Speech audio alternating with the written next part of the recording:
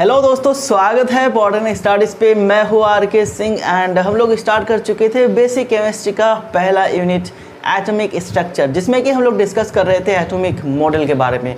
तो आज वही डिस्कशन को कंटिन्यू करेंगे इस क्लास में एंड सीखेंगे एटम के एक नए मॉडल के बारे में। जी हाँ दोस्तों, आज हम लोग सीखने वाले हैं बोर्स एटॉमिक मॉडल। बोर जी के एटॉमिक मॉडल को सीखेंगे इस क्लास में। तो क्लास को करते हैं स्टार्ट। लेकिन क्लास स्टार्ट करने से पहले जो सभी दोस्त हमारे चैनल पे पहली बार आए हैं, चैनल को अभी कभी सब्सक्राइब कर लो। एंड सभी दोस्तों से मेरा रिक्वेस्ट है, अगर आपको क्लास अच्छा लगे तो क्लास को लाइक करना बिल्कुल भी मत भूलिएगा एंड अपने दोस्तों में शेयर भी कीजिएगा। सो दोस्तों, आज हम लोग सीखने वाले हैं बोर्स एटॉमिक मॉडल के बारे में। लेकिन उससे पहले क्या करते हैं कि प्रीवियस क्लासेस में हमने जो कुछ भी सीख के रखा है उसको थोड़ा सा याद कर लेते हैं, थोड़ा सा उसका रिवीजन कर लेते हैं, क्योंकि नए चीज़ें सीखने के साथ साथ पुरानी चीज़ों को भी याद कर लेना चाहिए। इससे क्या होगा, जो हमारे पुराने नॉलेज है जिसको हमने ऑलरेडी गेन करके रखा है वो ताज़ा हो जाएगा, वो सर्फ हो जाएगा। ठीक है, हमारे लिए बिल्कुल फ़ायदेमंद रहेगा। तो हम लोग क्या करते हैं, रिवीजन करते हैं। ओके, जैसे कि हम लोग स्टडी कर रहे हैं एटॉमिक स्ट्रक्चर के बारे में।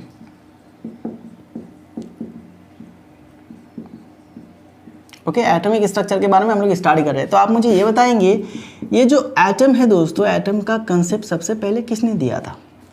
अगर आप मेरे प्रीवियस क्लासेस को देख रखे होंगे तो आपको तो पता होगा, अगर नहीं देखे होंगे तो प्लीज़ देख लीजिएगा। काफ़ी इंफॉर्मेटिव है एंड काफ़ी काम का है। ठीक है, ये जो एटम है दोस्तों, एटम का कंसेप्ट सबसे पहले दिया था जॉन डाल्टन जी ने। याद रखिएगा, जॉन डाल्टन जी।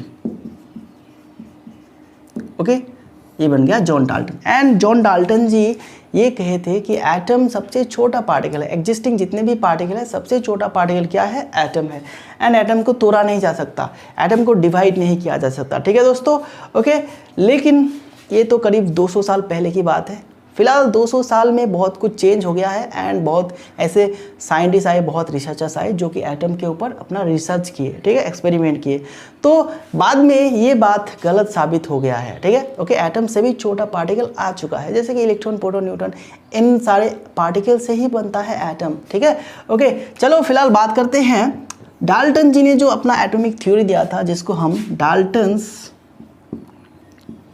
एटॉमिक थ्योरी के नाम से जानते हैं। ठीक है, एटॉमिक थ्योरी। तो इसको थोड़ा सा रिवीजन कर लेते हैं। ठीक है, तो पहला बात ये है दोस्तों, यहाँ पे ये कहा गया है कि हर एक मैटर छोटे छोटे पार्टिकल से बनता है। ठीक है, हर एक मैटर बहुत सारे छोटे छोटे पार्टिकल से बनता है, जिसको एटम कहा जाता है। ठीक है, ओके। एंड एटम के बारे में मैंने पहले ही कहा है। तो ये था पहली बात। एंड दूसरा बात क्या है दोस्तों, एक एलिमेंट के अंदर जितने सारे एटम होगा, ये सारे एटम क्या होगा? आइडेंटिकल होगा। मतलब ये सारे एटम का जो प्रॉपर्टी होगा वो बिल्कुल सेम होगा। ठीक है, सारे एटम के लिए। एंड अगर डिफरेंट एलिमेंट की बात करें तो यहाँ पे और एक एलिमेंट लेते हैं, बी एलिमेंट लेते हैं। ठीक है, इसमें जो एटम होगा, इस एटम का प्रॉपर्टी इस एटम के प्रॉपर्टी से अलग होगा। ठीक है, डिफरेंट एलिमेंट के एटम के प्रॉपर्टी डिफरेंट होगा। ठीक है दोस्तों। एंड तीसरा बात हमें ये जानने को मिलता है कि कंपाउंड्स कैसे बनता है। कंपाउंड्स कैसे बनता है? कंपाउंड्स कुछ इस तरह से बनता है, डिफरेंट एलिमेंट से डिफरेंट एटम आएंगे एंड एक फिक्स रेशियो में आपस में कंबाइन होके बनेगा कंपाउंड्स। ओके, चलो ये तीसरी बात। एंड 4 नंबर बात क्या है दोस्तों, कि केमिकल रिएक्शन पे कोई भी नया एटम क्रिएट नहीं होता है एंड कोई भी एग्जिस्टिंग एटम डिस्ट्रॉय नहीं होता है। ठीक है दोस्तों, ओके। यहाँ पे क्या होता है, सिर्फ एटम का रीअरेंजमेंट होता है, बस आपको इतना याद रखना है। ठीक है, चलो 5 नंबर से हमें मिला है law of chemical combination. Law of chemical combination काफ़ी इंपॉर्टेंट है, जो आज भी हम लोग यूज़ कर रहे हैं। ठीक है, आज भी हम लोग इसको यूज़ कर रहे हैं, लॉ ऑफ केमिकल कम्बिनेशन। ठीक है दोस्तों, तो ये था डाल्टन्स एटॉमिक थ्योरी से रिलेटेड बातें, जो कि हमें हर वक्त याद रखना है, क्योंकि डाल्टन्स एटॉमिक थ्योरी काफ़ी इंपॉर्टेंट है। हम लोग जो स्टडी कर रहे हैं एटॉमिक स्ट्रक्चर, बिगिनिंग किसने किया बोलो? डाल्टन जी ने। तो डाल्टन जी का एटॉमिक थ्योरी काफ़ी इंपॉर्टेंट है हमारे लिए। हालांकि कुछ बातें रॉन्ग प्रूव हो गया है, लेकिन फिर भी हमारे लिए काफ़ी इंपॉर्टेंट है डाल्टन्स एटॉमिक थ्योरी। चलो इसके बाद क्या होता है दोस्तों, डाल्टन जी के एटॉमिक थ्योरी के बाद बहुत सारे रिसर्चर्स आते हैं, साइंटिस्ट आते हैं, जो कि एटम से भी छोटे छोटे पार्टिकल को डिस्कवर कर देता है। ठीक है, जैसे इलेक्ट्रॉन, प्रोटॉन, न्यूट्रॉन, पॉजिट्रॉन और भी कुछ पार्टिकल्स है जिसको डिस्कवर कर देता है और सारे साइंटिस्ट। ओके, तो कुछ बातें गलत हो गया है डाल्टन्स एटॉमिक थ्योरी का। फिर भी इसके बाद आता है थॉमसन जी आता है एंड अपना एटॉमिक मॉडल देता है, ठीक है, एटॉमिक मॉडल। ओके, तो थॉमसन जी ने ये कहा है कि एक एटम के अंदर सेंटर पे सारे positive charge and negative charge embedded होता है। एक एटम के सेंटर पे सारे पॉजिटिव चार्ज एंड सारे नेगेटिव चार्ज एम्बेडेड होता है। जैसे कि तरबूज के अंदर तरबूज के बीज होते हैं, बिल्कुल इसी तरह से एटम के अंदर सारे positive charge and negative charge होता है सेंटर पे, ठीक है। ओके, ये तो पहला बात था। दूसरा बात उन्होंने ये कहा है दोस्तों कि एक एटम के अंदर जितने सारे पॉजिटिव चार्ज होगा उतने ही नेगेटिव चार्ज होगा। मतलब एक एटम के अंदर total positive charge and total negative charge equal होगा। मतलब एक एटम इलेक्ट्रिकली न्यूट्रल होगा, ठीक है दोस्तों। ये कहा है थॉमसन जी ने, ठीक है, थॉमसन्स एटॉमिक मॉडल पे। तो देखो ये जो थॉमसन जी का एटॉमिक मॉडल है दोस्तों, ये भी पूरी तरह से सक्सेस नहीं हो पाया, ठीक है, क्योंकि दूसरे साइंटिस्ट जो एक्सपेरिमेंट कर रहे थे एटम के ऊपर, उनके एक्सपेरिमेंट के जो रिजल्ट आ रहे थे, तो उन सब रिजल्ट को एटॉमिक मॉडल मतलब थॉमसन जी के एटॉमिक मॉडल से एक्सप्लेन नहीं करा जा सका, ठीक है, जिसकी वजह से थॉमसन जी का एटॉमिक मॉडल फेल हो गया, ठीक है, पूरी तरह से सक्सेस नहीं हो पाया। हालांकि ये जो बात है इलेक्ट्रिकली न्यूट्रल होता है एक एटम, क्योंकि एटम के अंदर total positive charge and total negative charge equal होता है, ये बात सही है, लेकिन फिर भी अनसक्सेसफुल रहा। ओके, चलो, एंड इसके बाद आता है दोस्तों रदरफोर्ड जी, सी नंबर रदरफोर्ड जी। ओके, रदरफोर्ड जी अपना एटॉमिक मॉडल देता है, जिसको रदरफोर्ड्स एटॉमिक मॉडल कहा जाता है, ठीक है दोस्तों। ओके, चलो, रदरफोर्ड जी ने एक एक्सपेरिमेंट करा था, काफ़ी इंपॉर्टेंट एक्सपेरिमेंट है, अल्फा पार्टिकल स्कैटरिंग एक्सपेरिमेंट, ठीक है, काफ़ी स्ट्रॉन्ग एक्सपेरिमेंट, जिनका रिजल्ट जिस एक्सपेरिमेंट का रिजल्ट बोर्ड जी भी मानते थे, ठीक है, बोर्ड जी भी मानते थे, बोर्ड जी को भी मानना पड़ा जिसका रिजल्ट, ठीक है, काफ़ी स्ट्रॉन्ग एक्सपेरिमेंट था alpha particle scattering experiment. Okay, तो इस एक्सपेरिमेंट के रिजल्ट के ऊपर बेस करके रदरफोर्ड जी ने एक अपना एटॉमिक मॉडल दिया। क्या था वो एटॉमिक मॉडल, उसको समझ लेते हैं, ठीक है। तो पहला बात क्या था दोस्तों, रदरफोर्ड जी ने ये कहा है कि एक एटम के सेंटर पे होता है एक डेंस न्यूक्लियस, ठीक है, एक एटम के सेंटर पे होता है एक डेंस न्यूक्लियस, जिसमें कि सारे प्रोटॉन एंड सारे न्यूट्रॉन होते हैं, ठीक है, सारे प्रोटॉन एंड सारे न्यूट्रॉन होते हैं, ठीक है।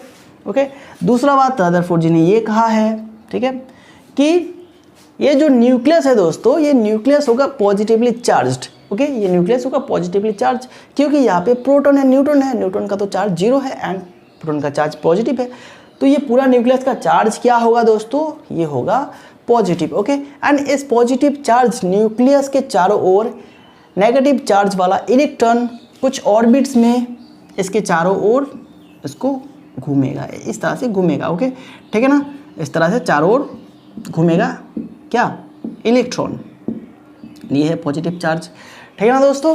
चलो, ये हो गया।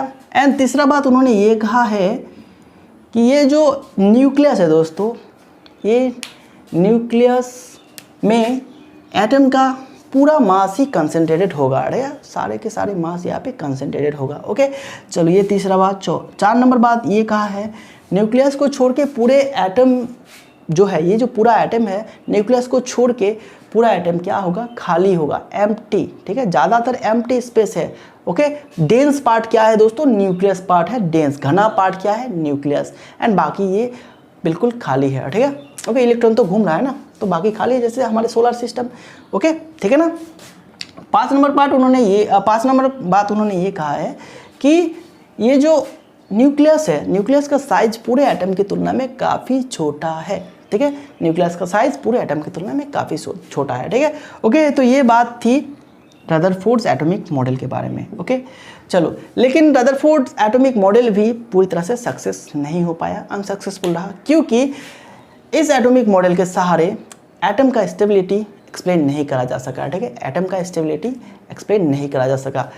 अगर हम रदरफोर्ड्स एटॉमिक मॉडल को लेते हैं तो यहाँ पे क्या होगा, एटम अनस्टेबल है, ठीक है, लेकिन एटम तो नेचुरली क्या होता है, स्टेबल होता है, तो इसलिए एक कमियां हो गया, ये एक ड्रॉबैक हो गया, ठीक है। एंड दूसरा ड्रॉबैक क्या है दोस्तों, दूसरा ड्रॉबैक ये है कि जो हाइड्रोजन स्पेक्ट्रम है, हाइड्रोजन स्पेक्ट्रम कंटिन्यूअस ना होके लीनियर क्यों हो रहा है, ये इस मॉडल के सहारे एक्सप्लेन नहीं करा जा सका, ठीक है। एंड ये जो मॉडल है ये मॉडल भी 2D है एंड एटम क्या है दोस्तों 3D है।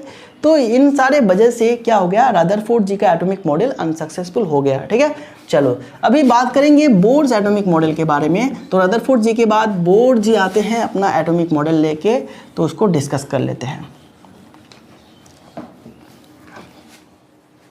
तो दोस्तों रदरफोर्ड जी के बाद आए Niels Bohr ji and Niels Bohr ji आते ही सबसे पहला काम क्या करा दोस्तों, रदरफोर्ड जी का जो एटॉमिक मॉडल था एंड उसमें जो गलतियां रह गया था, ठीक है, जो कमियां रह गया था उसको दूर किया नील बोर जी ने एंड रदरफोर्ड एटॉमिक मॉडल को मॉडिफाई करा प्लैंक्स क्वांटम थ्योरी के सहारे। ठीक है दोस्तों, याद रहेगा रदरफोर्ड जी के एटॉमिक मॉडल को मॉडिफाई किया प्लैंक्स क्वांटम थ्योरी के सहारे, किसने, नील बोर जी ने। एंड नील बोर जी ने अपना एक एटॉमिक मॉडल पब्लिश करा। तो नील बोर जी ने अपने एटॉमिक मॉडल को एक्सप्लेन करने के लिए कुछ पोस्टुलेट हमें दी थी, तो आज उसी पोस्टुलेट के बारे में सीखेंगे। ठीक है, बोर्स पोस्टुलेट्स। अगर आपके एग्जाम पे नील बोर जी के एटॉमिक मॉडल के बारे में पूछा जाए तो आप बिल्कुल यही पोस्टुलेट लिखेंगे दोस्तों। ठीक है दोस्तों, यही पोस्टुलेट लिखेंगे। तो लिखने वाली चीज़ें स्क्रीन पे आ जाएगा, एक एक करके सारी चीज़ें आ जाएगा एंड समझने वाली चीज़ें हम यहाँ पे बोर्ड पे समझेंगे। ओके, तो पहले पोस्टुलेट की बात करते हैं, लेकिन उससे पहले रदरफोर्ड जी के एटॉमिक मॉडल पे चले जाते हैं। तो रदरफोर्ड जी ने जो अपना एटॉमिक मॉडल दिया था एक एक्सपेरिमेंट के आधार पे दिया था। ठीक है, तो एक्सपेरिमेंट क्या था बोलो, अल्फा पार्टिकल स्कैटरिंग एक्सपेरिमेंट, याद होगा शायद आपको। ठीक है, तो रदरफोर्ड जी ने ये कहा था कि एटम के सेंटर पे होता है एक डेंस न्यूक्लियस, एटम के सेंटर पे होता है एक डेंस न्यूक्लियस एंड जिसमें कि सारे प्रोटॉन्स एंड सारे न्यूट्रॉन्स होते हैं। ठीक है, इस न्यूक्लियस के अंदर ही सारे प्रोटॉन्स एंड सारे न्यूट्रॉन्स होते हैं। ठीक है, ओके, एंड इस न्यूक्लियस का चार्ज क्या होता है दोस्तों, पॉजिटिव चार्ज होता है एंड इसके चारों ओर कुछ कक्षाओं में, कुछ ऑर्बिट्स में घूमते हैं इलेक्ट्रॉन्स। ठीक है, एंड ये जो न्यूक्लियस का साइज है दोस्तों ये पूरे एटम की तुलना में काफ़ी छोटा होता है एंड इस न्यूक्लियस को छोड़ के बाकी हिस्से में एटम के बाकी हिस्सा क्या होता है दोस्तों, एम्प्टी होता है, खाली होता है। ठीक है, ओके, तो ये सब कहा था रदरफोर्ड जी ने। ओके, एंड बोर जी भी कुछ चीज़ें मानते थे, जैसे कि ये जो रदरफोर्ड जी का एटॉमिक मॉडल है ये किसके आधार पर था, अल्फा पार्टिकल स्कैटरिंग एक्सपेरिमेंट के आधार पर था एंड वो एक्सपेरिमेंट काफ़ी स्ट्रॉन्ग था, इसीलिए बोर जी भी न्यूक्लियस का जो एग्जिस्टेंस था इसको मानते थे। ठीक है दोस्तों, एंड बोर जी ने भी वही सेम चीज़ कहा, वही सेम बातें कहा जो कि रदरफोर्ड जी ने कह रखा था अपने एटॉमिक मॉडल पे। क्या था वो देख लेते हैं। First postulate of Bohr's atomic model क्या कहा गया, देखो, an atom consist of a dense nucleus situated at the center containing all the protons and neutrons and its size is very small as compared to atom। इसका मतलब क्या है दोस्तों, आपको इधर तो लिखना होगा, तो मतलब ही समझ लेते हैं। देखो दोस्तों, एक एटम के सेंटर पे होता है एक घना न्यूक्लियस, एक घना न्यूक्लियस होता है, एक केंद्रक होता है जिसमें कि सारे प्रोटॉन होते हैं एंड सारे न्यूट्रॉन होते हैं। ठीक है, एंड इसका जो साइज है दोस्तों ये काफ़ी स्मॉल है as compare to the atom, पूरे एटम के तुलना में। ठीक है, इसका साइज काफ़ी छोटा होता है, बस आपको इतना लिखना है। ठीक है, ये है पहला पोस्टुलेट, बोर्स मॉडल का पहला पोस्टुलेट। अभी सेकंड पोस्टुलेट में चले जाते हैं दोस्तों। सेकंड पोस्टुलेट में हम चले जाते हैं एंड देखेंगे कि ये जो रदरफोर्ड जी ने कहा था कि ये पॉजिटिव न्यूक्लियस के चारों ओर नेगेटिव चार्ज वाले, ठीक है, नेगेटिव चार्ज वाले इलेक्ट्रॉन कुछ कक्षाओं में घूमते हैं, कुछ ऑर्बिट्स में घूमते रहते हैं। ठीक है, लेकिन बोर जी ने ये कहा है दोस्तों कि इलेक्ट्रॉन जो है इस न्यूक्लियस के चारों ओर घूम रहा है, तो ये कुछ सेलेक्टेड ऑर्बिट में ही घूम सकते हैं, कुछ सेलेक्टेड ऑर्बिट्स में ही घूम सकते हैं। ऐसा नहीं है कि मनमर्जी किसी भी ऑर्बिट्स में घूमते रहते हैं। ठीक है, ओके, कुछ सेलेक्टेड ऑर्बिट होगा, जैसे कि यहाँ पे मैं ले रहा हूँ 3 ऑर्बिट्स। ठीक है, तो ये तीनों ऑर्बिट सेलेक्टेड ऑर्बिट है। ठीक है, इन तीनों में ही सिर्फ इलेक्ट्रॉन्स घूम सकते हैं एंड ये वो सारे ऑर्बिट्स हैं जिसका जो एंगुलर मोमेंटम है दोस्तों, जिसमें घूमते वक्त इलेक्ट्रॉन का जो एंगुलर मोमेंटम है वो क्या होगा, h/2π का एक अविभाज्य गुणक होगा। Okay, integral multiple. ठीक है, क्या होगा देखो, वो सिलेक्टेड ऑर्बिट्स में ही घूम सकते हैं इलेक्ट्रॉन जिसमें कि जो एंगुलर मोमेंटम है एम्बियर वो क्या होगा, h/2π का एक इंटीग्रल होगा। ठीक है, जहाँ पे n है number of number of orbits, okay दोस्तों, ठीक है। एंड एज क्या है दोस्तों, एज क्या है, प्लैंक्स कांस्टेंट, ठीक है। मैंने थोड़ी देर पहले ही कहा था कि प्लैंक्स कांस्टेंट के सहारे बोर जी ने रदरफोर्ड जी के एटॉमिक मॉडल को मॉडिफाई करा है, ठीक है। तो यहाँ पे आ जाता है प्लैंक्स कांस्टेंट, ठीक है दोस्तों। चलो ओके, तो क्या कहा गया है, बात समझ में आया कि इलेक्ट्रॉन्स अपने मन मर्जी किसी भी ऑर्बिट्स में घूम नहीं सकते हैं। इलेक्ट्रॉन सिर्फ कुछ ही जो सिलेक्टेड ऑर्बिट्स है उसमें ही घूम सकते हैं, कुछ ही सिलेक्टेड कक्षाओं में घूम सकता है, जिसमें कि इलेक्ट्रॉन का जो कोनिक भरवेग है, कोनिक भरवेग मतलब एंगुलर मोमेंटम MVR, ठीक है। MVR इजिकल टू क्या होगा, h/2π का एक इंटीग्रल मल्टीपल होगा, एक अविभाज्य गुणक होगा h/2π का, ठीक है। एन क्या है दोस्तों, नंबर ऑफ ऑर्बिट्स, कितने नंबर मतलब 1 नंबर, यहाँ पे N1, ये 2 एंड ये 3, ओके।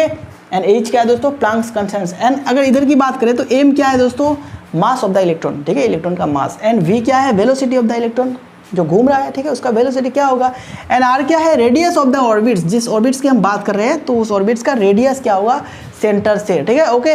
तो ये है दूसरा पोस्टुलेट। चलो इसके बारे में भी लिख लेते हैं, क्या कहा गया है, देखो, the electron can only revolve, the electron can only revolve in some certain selected orbits only whose angular momentum MVR is an integral multiple of h/2π। तो यहाँ पे क्या कहा गया है, ये जो MVR is equal to NH/2π, ठीक है। तो ये था दूसरा पोस्टुलेट, आप लिखेंगे, ठीक है, ओके। एंड पोस्टुलेट लिखने के बाद ये इक्वेशन भी आप लिख लीजिएगा, ठीक है ना दोस्तों। चलो अब बात करते हैं तीसरे पोस्टुलेट के बारे में। देखो तीसरे पोस्टुलेट में क्या कहा गया है, ठीक है, ओके। तो ये कहा गया है दोस्तों, बोर जी ने ये कहा है कि इस सिलेक्टेड ऑर्बिट्स में घूमते वक्त इलेक्ट्रॉन कोई भी एनर्जी को रेडिएट नहीं करता है, ठीक है। इस ऑर्बिट्स में घूमते वक्त कोई भी इलेक्ट्रॉन अपना एनर्जी को छोड़ता नहीं है, ठीक है। जो एनर्जी है उसका बिल्कुल कांस्टेंट रहने वाला है, ठीक है। एंड इस ऑर्बिट्स का नाम दिया उन्होंने स्टेशनरी ऑर्बिट्स, क्योंकि ये ऑर्बिट्स का जो एनर्जी लेवल है दोस्तों, इसका जो एनर्जी है ये बिल्कुल कांस्टेंट है, ठीक है। अब अगर आप पहले ऑर्बिट्स की बात करेंगे, मतलब n इजिकल टू 1 की बात करेंगे, इस ऑर्बिट का बात करेंगे तो इस ऑर्बिट्स में एक अलग एनर्जी लेवल होगा। एंड N2 की बात करेंगे, इस ऑर्बिट्स की बात करेंगे, इसमें अलग एनर्जी होगा एंड इसमें अलग एनर्जी होगा। ऐसे सारे ऑर्बिट्स में अलग अलग एनर्जी होगा, ठीक है दोस्तों। एंड न्यूक्लियस के पास वाला ऑर्बिट्स जो होगा उसका एनर्जी कम होगा एंड धीरे धीरे वो बढ़ता जाएगा, ठीक है, ओके। जितने पीछे जा रहे हैं आप, ठीक है, एनर्जी मतलब एनर्जी उतना ही बढ़ रहा है, ठीक है दोस्तों। चलो ओके, देखो ये हो गया N3। तो मान लेते हैं पहला एनर्जी जो है, पहला ऑर्बिट का एनर्जी है E1 एंड इसका एनर्जी E2 एंड इसका E3। तो क्या होगा दोस्तों, सबसे कम एनर्जी होगा A1 का एंड उससे बाद E2 एंड E3, ठीक है, कुछ इस तरह से होगा। न्यूक्लियस के जितने पास होगा उसका एनर्जी कम होगा, न्यूक्लियस से जितना दूर जाएगा उसका एनर्जी उतना जाएगा, ठीक है। चलो तीसरा पोस्टुलेट भी आप लिख लीजिए, क्या कहा गया है, during the rotation of an electron along any selected orbits it does not radiate energy at all, this orbits are called stationary orbits, ठीक है दोस्तों।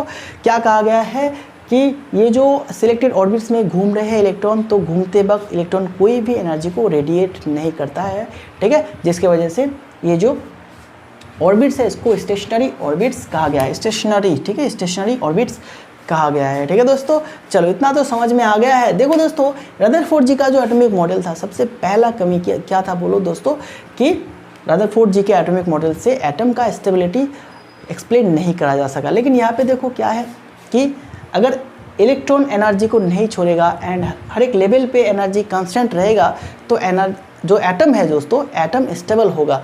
एंड रदरफोर्ड जी के केस में क्या हो रहा था कि एक इलेक्ट्रॉन अगर इस तरह से घूम रहा है, एक चार्ज सेंटर के चारों ओर एक इलेक्ट्रॉन घूम रहा है, तो वो इलेक्ट्रॉन एनर्जी को रेडिएट करेगा एंड धीरे धीरे उसका जो MVR एंगुलर मोमेंटम है MVR, ठीक है, वो कमता रहेगा, ठीक है दोस्तों। कमते कमते वो कुछ इस तरह से इस पाथ में आके इस तरह से वो आके न्यूक्लियस पे मिल जाएगा, ठीक है।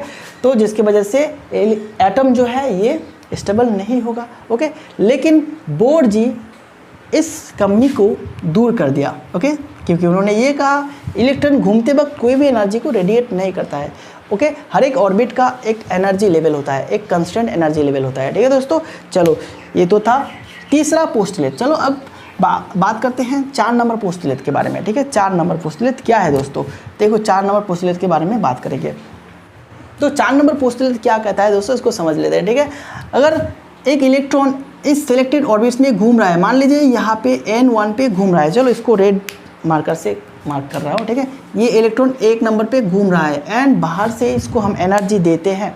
ठीक है, बाहर से हम एनर्जी सप्लाई करते हैं इसको। ठीक है, ई एनर्जी सप्लाई करते हैं, मान लीजिए ये ई एनर्जी हमने इसको सप्लाई किया, तो क्या होगा दोस्तों, ये एनर्जी को एब्जॉर्ब करेगा, ये इलेक्ट्रॉन एनर्जी को एब्जॉर्ब करेगा। ठीक है, ओके, एंड ये ज़्यादा एनर्जी वाला हो जाएगा। ठीक है, ये एक्साइटेड हो जाएगा, जिसकी वजह से ये एक्साइटेड होके अब ये तो घूम रहा था मतलब ऑर्बिट नंबर 1 पे, एन नंबर, यहाँ पे एनर्जी क्या था दोस्तों, E1 था, तो इलेक्ट्रॉन का एनर्जी भी क्या था, E1, लेकिन अब हमने बाहर से एनर्जी इसको सप्लाई किया तो इसका एनर्जी क्या हो गया दोस्तों, E हो गया। तो देखो अब इस ऑर्बिट में, जिस ऑर्बिट में वो घूम रहा था, उसका एनर्जी से ज़्यादा हो गया है इलेक्ट्रॉन का एनर्जी, तो ये क्या करेगा बोलो, ये ज़्यादा एनर्जी वाले ऑर्बिट्स में जाने की कोशिश करेगा। मतलब ये यहाँ से जंप करके अभी दूसरे पे या फिर तीसरे पे आ सकता है, दूसरे पे भी आ सकता है, तीसरे पे भी आ सकता है, वो तो डिपेंड करता है ये वाला जो एनर्जी है ये किसके साथ मैच कर रहा है, दूसरे के साथ या फिर तीसरे के साथ। अगर ये वाला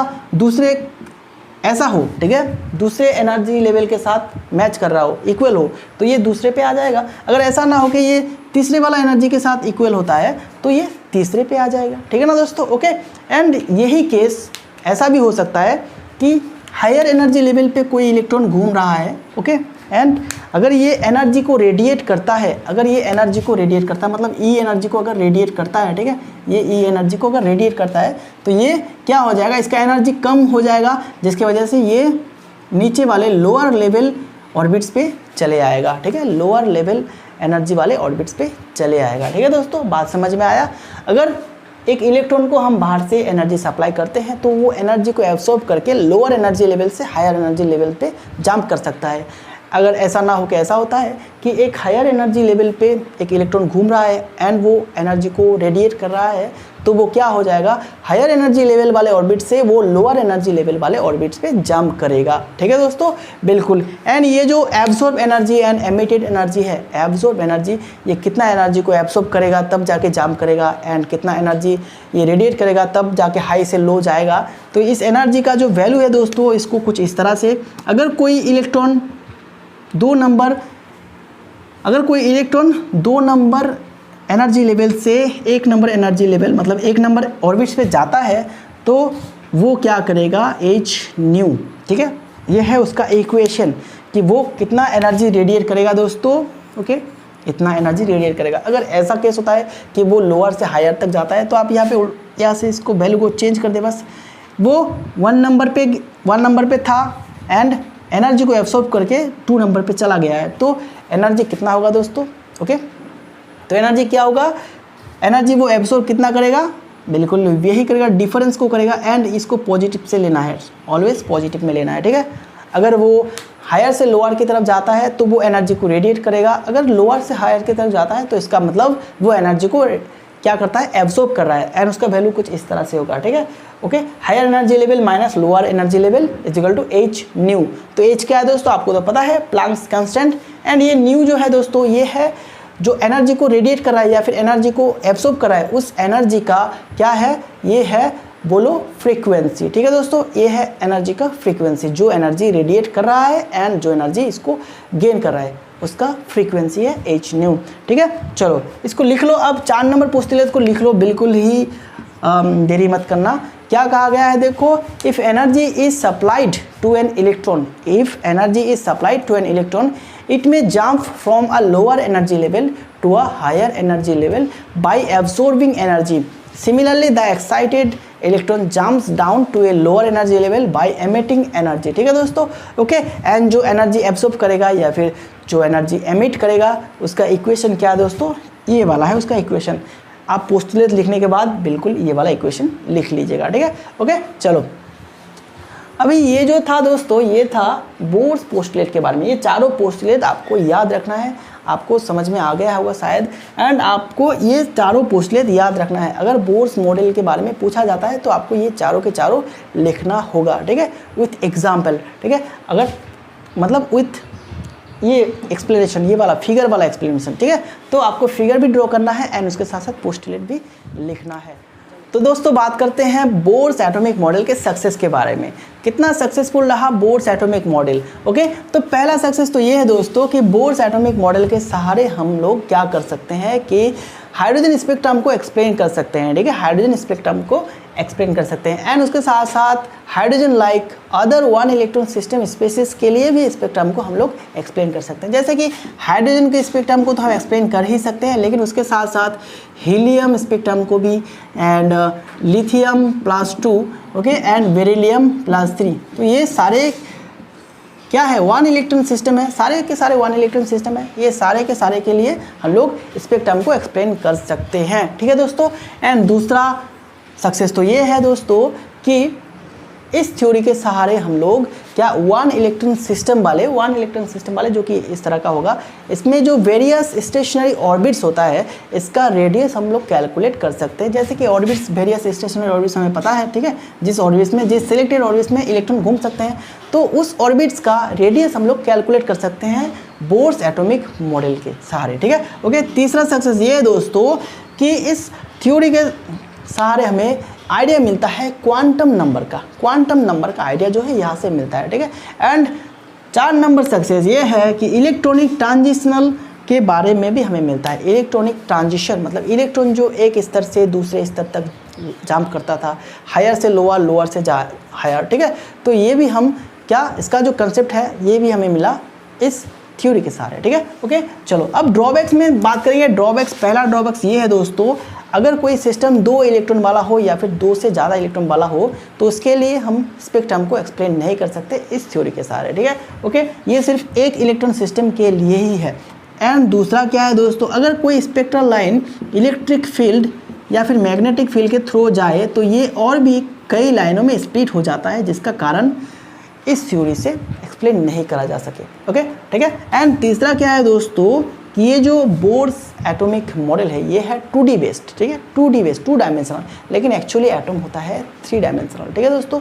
तो ये है और एक ड्रॉबैक्स। तो ये सारे था एटॉमिक मॉडल जो है बोर का, इसके बारे में, ठीक है। तो आगे हम डिस्कस करेंगे क्वांटम नंबर के बारे में नेक्स्ट क्लास में। तो आज के लिए इतना ही दोस्तों, मिलते हैं नेक्स्ट क्लास में। Thank you very much.